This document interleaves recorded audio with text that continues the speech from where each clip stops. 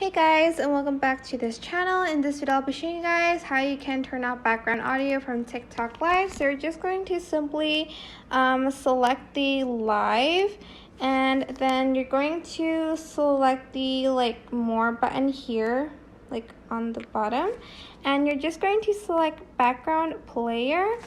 Then once you're done, you're going to select turn off background player. You can also enable picture-in-picture or keep playing audio from live videos when you quit the app. I turn it off because I don't want the audio to show when I still have the app enabled, and I just select turn off background player. So again, it's in more, and then it's in background player, and just turn it off. Wait, hold on. Oh my gosh, okay, you know what, it's not gonna show it again, but it's there.